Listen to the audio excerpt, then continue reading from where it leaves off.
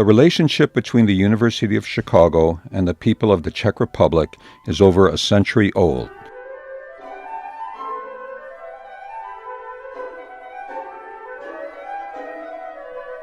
It dates back to 1901 when Charles Crane traveled to Prague to meet Professor Tomáš Garrigue Masaryk and to invite him to lecture at the University of Chicago.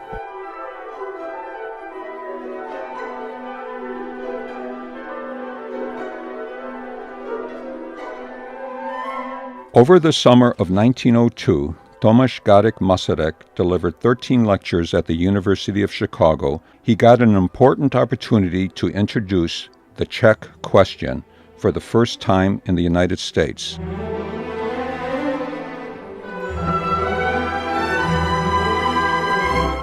On his tour for Czechoslovak independence through the United States, Masaryk was greeted by 150,000 people on Michigan Avenue. Once again, he returned to the University of Chicago to deliver an important lecture.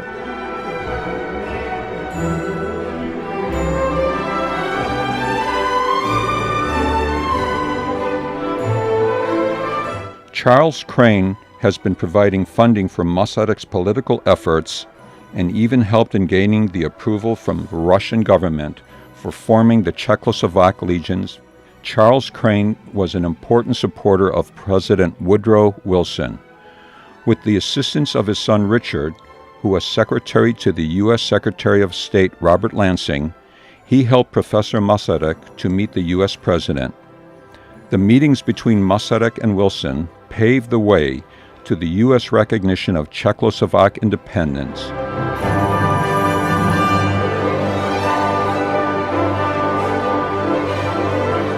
The distant dreams of Tomáš Garrigue Masaryk, his closest friend and colleague Edvard Beneš, and their supporter Charles Crane becomes reality. Professor Masaryk receives a triumphal welcome to Czechoslovakia as the country's first president in December 1918.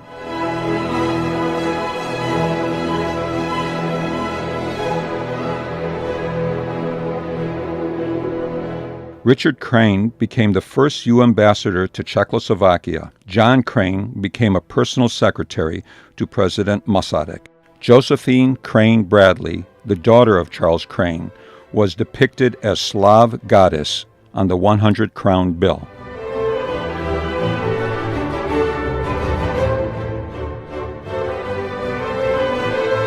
The warm relationship to the United States can be felt in the messages of the first two Czechoslovak presidents to the American people. Good morning.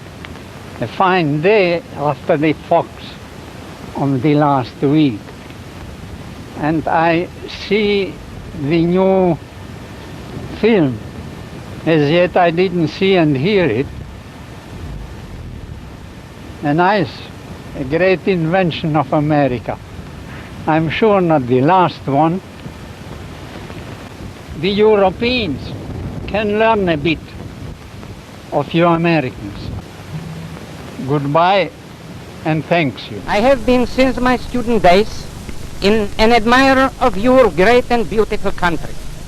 Your struggle for freedom, your material advance, and your intellectual development, the growth of your democracy and your political regime taught me how modern freedom was created. After Masaryk's passing in 1937, his successor, Edvard Beneš, had been facing a growing threat from Nazi Germany.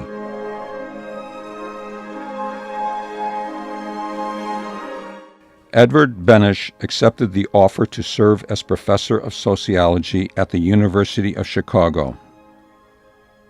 He came to the university under the auspices of the Charles R. Walgreen Foundation. On March 16, 1939, Nazi Germany annexed the whole territory of the Czech lands. Czechoslovakia ceased to exist.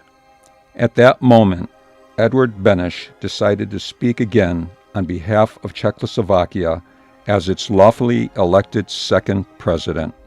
He immediately formed the first provisional political center of Czechoslovak resistance called foreign action. His University of Chicago salary became an important initial source of its financing. On March 19, 1939, he delivered a famous address to the American people. Edward Beneš, former Czech president at the Chicago University Roundtable, says the Republic still lives. But I declare that the independence of Czechoslovakia was not crushed. It continues, it lives, it exists. And until my last breath, I shall continue the fight for the freedom of my people and for their rights. And I am sure that my nation will emerge from this struggle, as it has done many times before in its history, as brave and as proud as she has been throughout the past.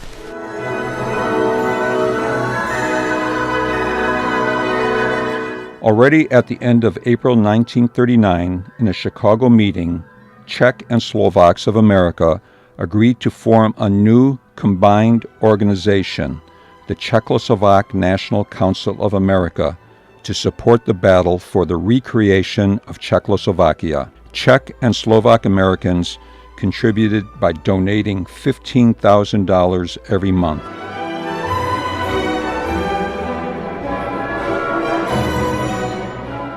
Edward Beneš met with President Franklin D. Roosevelt. Beneš recalled that President Roosevelt received him very warmly and greeted him as Czechoslovakia's president. Roosevelt added that for him, the Munich Agreement does not exist and that Beneš continues to be president.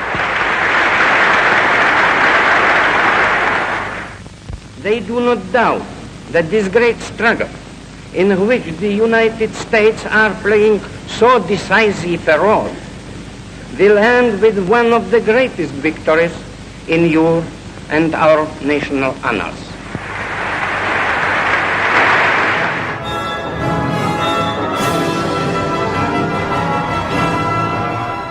World War II is over. Czechoslovakia is restored.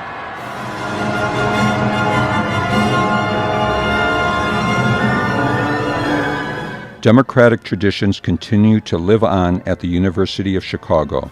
Just as during the Second World War, the University of Chicago placed many refugee scholars in positions not just in its departments, but in universities throughout the United States. The university also extended help to students.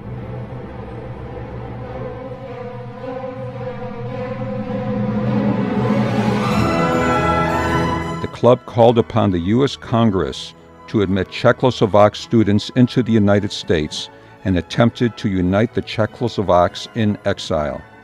It also continued to organize lectures and various cultural events, including the celebration of the Michalek centennial.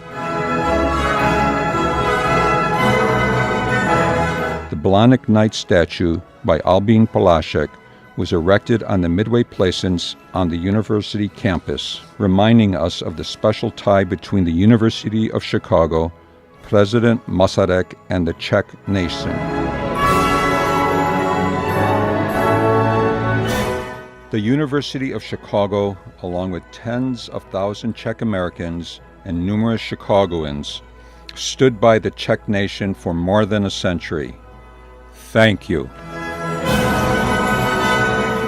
Welcome to the inaugural evening of Czech Series, celebrating the University of Chicago's unique contributions to Czech statehood and honoring Czechoslovak presidents Tomáš Garrigue Masaryk and Edvard Beneš, University of Chicago visiting professors.